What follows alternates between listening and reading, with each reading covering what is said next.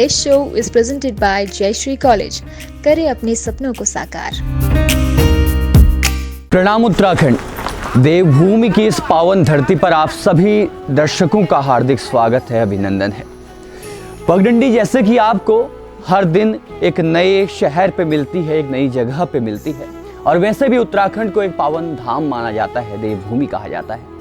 4 धाम हमारे इस उत्तराखंड पे मौजूद हैं, और साथ ही साथ जब हम आस्था की दृष्टि से इसे देखते हैं तो हमें अलग अलग अलौकिक चीज़ें हमें देखने को मिलती हैं। तो फिलहाल इस वक्त हम मौजूद हैं रामनगर में, और रामनगर में आज हम आपको दर्शन कराने वाले हैं एक अद्भुत अलौकिक जो माता हैं उनकी, जिनको ये क्षेत्रवासी सभी लोग पूजते हैं, मानते हैं, गिरिजा माता से।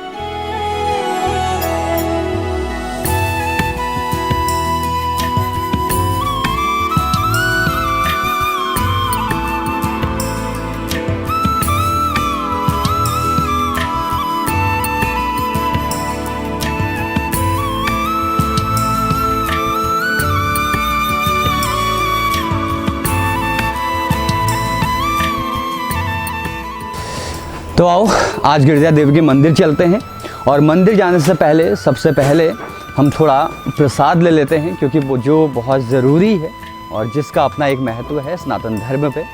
तो भैया एक प्रसाद दे दो मुझे।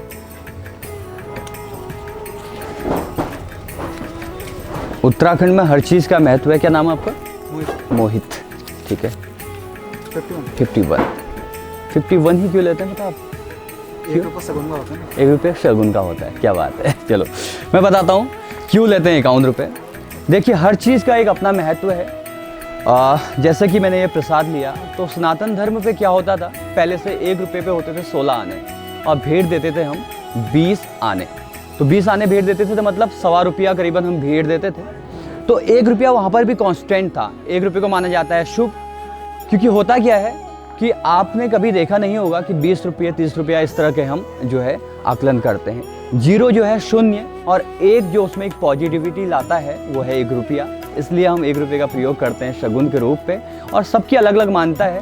कहते हैं कि कोई भी रिश्ता जोड़ने पे जो हम नेक देते हैं उसमें 1 रुपये का बहुत बड़ा महत्व होता है। अब देखिए, पहले समय में जब वैसे की वैल्यू, रुपये की वैल्यू कम थी, तब भी हमने क्या किया था, तब भी हमने आने के रुपये पे 1 रुपये को कांस्टेंट रखा था। 1 रुपये कांस्टेंट मतलब 1 रुपया 25 पैसा, यानी कि 20 आने के आसपास। और अभी भी हमने 1 रुपया कांस्टेंट रखा, यानी कि 21, 51, 101 या 1001, कितना भी आप दें वो एक शगुन है। तो एक परंपरा है, और संस्कृत पे हमारे उद्गम में ये भी कहा जाता है कि हे ईश्वर, हमें इतना देना कि हमें सोचना ना पड़े कि दूसरे को देने पर हम मजबूर ना हो, तो इतना मुझे देना कि मैं दूसरे को देने के लिए आसानी से अपने जेब से पैसे खर्च कर सकूं। तो ये है हमारी सभ्यता, ये है हमारी संस्कृति। आओ आपको मंदिर की तरफ लिए चलते हैं, और आज आपको दर्शन कराते हैं गिरिजा देवी मंदिर के।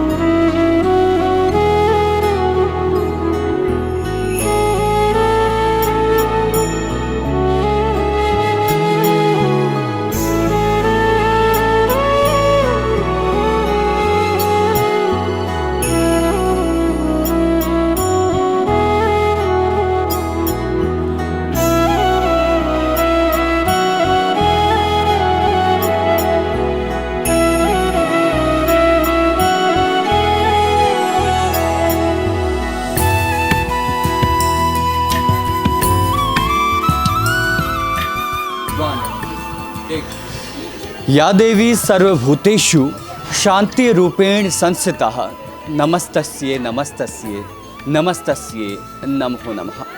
अभी हम गिरिजा देवी मंदिर के प्रांगण में हैं, और वास्तव में यही मंदिर की खूबसूरती है, यही हमारी इस पावन देवभूमि की खूबसूरती है कि यहाँ आकर मन बिल्कुल शांत हो जाता है, और एक अलग तरीके का अनुभव है, एक अलौकिक अनुभव है जिसको हम शब्दों पे बयां नहीं कर सकते। और जिस तरह से माता रानी का, इस मंदिर का और इस प्रांगण का इतिहास रहा है, वो वास्तव में बहुत ही खूबसूरती से हम उसको बयां कर सकते हैं। लोग दूर दूर से यहाँ आते हैं, देवी माता रानी के दर्शन करते हैं, और दर्शन के पश्चात इस मंदिर पर आते हैं। कोसी नदी बगल पे बह रही है। गिरजा माता के मंदिर की सीढ़ियाँ आप खूबसूरत देख सकते हैं। तो आइए पहले गिरजा माता रानी के दर्शन करते हैं, उसके बाद आगे की ये यात्रा जारी रखेंगे।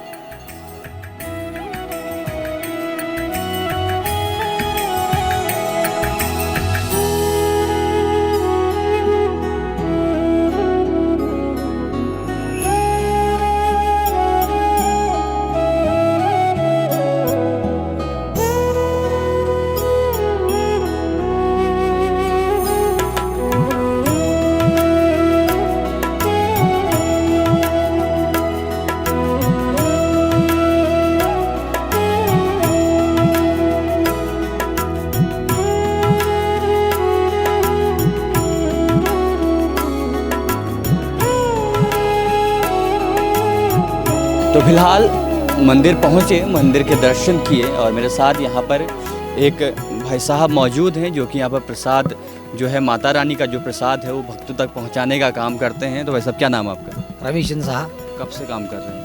मैं 74 से 74 से माता रानी की सेवा कर रहे हैं। माता रानी के चरणों में है और यहीं से अपना लालन पालन पेट का गुजारा होता है हमारा।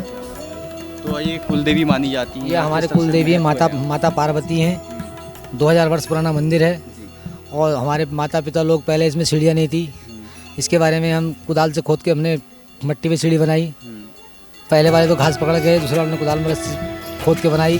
फिर बाद में धीरे धीरे ऐसे जब मंदिर चलते रहा तो फिर सेठ आए, उन्होंने कोई सीढ़ी बनवाई, किसी ने छत लगवाई, फिर गवर्नमेंट ने पुल बनवाया। तो आज माता पार्वती का धाम है, हमारा गिरजा धाम है। मैं निवासी सुंदरखाल का हूँ और सन 12 जून 74 से गाँव में बसे हुए हैं। जंगली जानवरों के साथ गिनती लगाई है हमारी। जंगली जानवरों के साथ गिनती लगाई है। कैसे ऐसे लगाई है कि वन ग्राम लिखा है कागजों में। हमारे गांव में बिजली पानी कुछ नहीं और 20 साल हमारे उत्तराखंड राज्य को बने हुए हो गए। 18-19 सीएम चेंज हो गए, लेकिन हमारा विकास किसी ने भी कुछ नहीं किया और हमें भरोसा भी नहीं है। वैसे वोट दे ही रहे हैं, वोट तो दे रहे हैं, अपने कर्म करने हमें। लेकिन मेरा कहना ये था कि मीडिया से अगर जल्दी से जल्दी हमारी कुछ जनाई सुनाई हो जाती, लाइट भी लग जाती। शेर का आतंक अलग से है, हाथी अलग से, कुछ फायदा होता। हाथी छपरा तोड़ देता है। शेर कम से कम 20-25 महिलाएं और रेंज खा चुका है गांव से। तो क्या बताएं, ये चीज़ों की समस्या है। ठीक है, हम आपके गांव जा रहे हैं। सरकार वन मानुसों में गिनती रखी है सरकार ने हमारी, जबकि वोट भी देते हैं, लेकिन उसके बाद भी हमारे को सुनाई नहीं, कोई लाइट नहीं, कोई पानी नहीं, कोई सुविधा नहीं जी। और उतने वनवासी मानुस घोषित कर दिया हमें, जबकि हम उत्तराखंड के नागरिक हैं, देवभूमि के, देवताओं के गण में भी हैं। तो क्या बताऊँ, फिर आगे आप गांव में जा करके और किसी सज्जन से पता करिए साहब। मुझे थोड़ा सा इतना ही ज्ञान है, मैं बता रहा हूँ आपको। गाँव जाऊँगा पक्का और वहाँ पर पता करूँगा। तो फिलहाल मैं जानता हूँ कुछ माता रानी के बारे में बताइए। मेरा नाम, साथ क्या क्या चढ़ाया जाता है? प्रसाद हमारे यहाँ माता रानी का प्रसाद चुन्नी, नारियल, धूप, श्रृंगार, घंटी और बड़ी चुन्नियाँ। एक से एक मॉडल डिजाइन की चुन्नियाँ होती हैं, एक से बड़ी घंटी होती हैं। 1-1.25 किलो से स्टार्ट 10 किलो, 5 किलो तक, 20 किलो तक घंटे हमारे पास होते हैं। माता की चुन्नियाँ होती हैं, नारियल, धूप, चुन्नी, श्रृंगार इत्यादि। माता का पूरी सामग्री, पूजा की सामग्री सब बेचते हैं हम लोग। 21, 51, 11, 101, 5001, 1101। एक वाला बताइए, एक क्यों चढ़ाते हैं? मतलब एक के साथ नहीं, मैं कह रहा हूँ एक के साथ 11, 21 से भी स्टार्ट है प्रसाद माता का। नहीं, 1 रुपये का क्या महत्व है? 1 रुपये का शिष्टाचार यही तो होता है कि 1 रुपये मेन होता है उसमें। 11 रुपये की कोई जितनी, 10 रुपये की कोई जितनी, जो 1 रुपये की है। अच्छा, 1 रुपये बचता भी है और 1 रुपये भेंट भी है माता की। क्या बात है। तो 1 रुपया बचता भी है, 1 रुपया भेंट भी है। चलो आगे चलते हैं।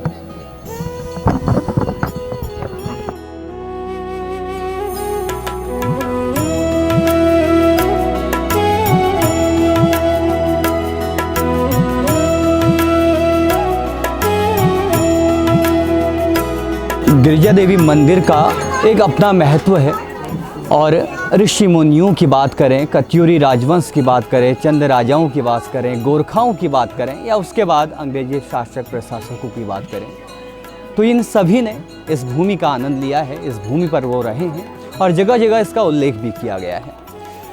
ये जगह जो है रामनगर मुख्यालय से लगभग 30 किलोमीटर की दूरी पर है, सुंदरखाल नामक गाँव में। और जिम कॉर्बेट पार्क इसकी खूबसूरती को और भी बढ़ा देता है। माता रानी का एक टीला जो इस पूरे क्षेत्र पर एक आकर्षण का केंद्र है। 90 सीढ़ियों से होता हुआ ये सफ़र बहुत ही आनंदमयी है और साथ ही साथ 90 सीढ़ियाँ अगर आप अपने घर की चढ़ते हैं तो आपको एक थकान की अनुभूति होती है, लेकिन जब इस मंदिर की दिव्यता पर आप चढ़ते हैं तो वास्तव पे ये एक आकर्षण का केंद्र है कि आपको थकान महसूस नहीं होती है। फिलहाल मैं आपको बता दूं, गिरिजा देवी मंदिर यानी गिरिजासुत यानी गिरिराज जो पर्वत है उनकी पुत्री कहें, शिव जी की अर्धांगिनी कहें, या हम सभी की कुलदेवी या कुलमाता, जिन्हें हम गिरिजा देवी मंदिर के नाम पे जाते हैं। बगल में कौशिकी नदी से निकलती हुई कोसी नदी के किनारे ये दिव्य मंदिर, भव्य मंदिर स्थित है। और पुराणों में कहा जाता है कि इस मंदिर की जो परिक्रमा है वो शेर किया करते थे, और शेरों से, वन्य जानवरों से ये क्षेत्र घिरा रहता है। और इसी कारण से जो इसका साइंटिफिक रीजन है कि यहाँ पर कॉर्बेट जिम नेशनल पार्क, जो कि पूरे विश्व भर में बहुत ज़्यादा प्रसिद्ध है, वो भी आप देख सकते हैं। जब भी आप गिरिजा देवी मंदिर आएँ तो कहा जाता है कि कोसी नदी में स्नान करने के बाद ही आपकी ये यात्रा जो है पूरी हो जाती है। और सबसे कमाल की बात क्या है कि जैसे कि उत्तराखंड देवों की भूमि कही जाती है, देवों की भूमि मानी जाती है, और देवों की भूमि की यह दिव्यता है, और ये हमारी आत्मा में, ये हमारे सौंदर्य पे है कि वास्तविकता यह है कि ये उत्तराखंड, ये देवों की भूमि, यहाँ पर अपने को सौभाग्यशाली बनाती है कि ये वास्तव में मंदिरों का और वास्तव में हमारी देवी देवताओं का धाम है।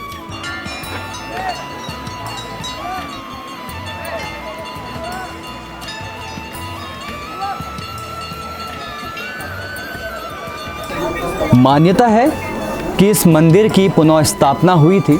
ये मंदिर यहाँ से पहले कौशिकी नदी के पास था, जहाँ पर खनन के दौरान कुछ मूर्तियाँ मिली जिनको मंदिर का रूप पे स्थापित किया गया। तत्पश्चात एक आपदा में ये टीला बहकर आया, लेकिन मैया के मंदिर को कुछ भी नहीं हुआ। मंदिर वैसा का वैसा ही था, टीला बह के आया, और यहाँ पर भैरव देवता का एक मंदिर हुआ करता था। तो भैरव देवता ने आग्रह किया कि बहन आप यहाँ रुक जाओ, हमारी पहाड़ी पे कुमाऊनी भाषा पे कहावत भी है। तो यहाँ पर रुकने के आग्रह के बाद गिरिजा देवी मंदिर ने माता ने अपने खुद को, स्वयं को यहाँ पर स्थापित कर लिया। और आप देख सकते हैं किस दिव्यता के साथ, किस भव्यता के साथ भैरव देवता का मंदिर भी यहाँ पर स्थापित है, जहाँ पर खिचड़ी उनको चढ़ाई जाती है। खिचड़ी क्या होता है कि उड़द की दाल पहाड़ों पर, उसमें चावल को मिलाया जाता है और भैरव देवता को चढ़ाया जाता है। और यही वास्तविकता है, यही दिव्यता है हमारे उत्तराखंड की, यही दिव्यता है हमारे देवभूमि की।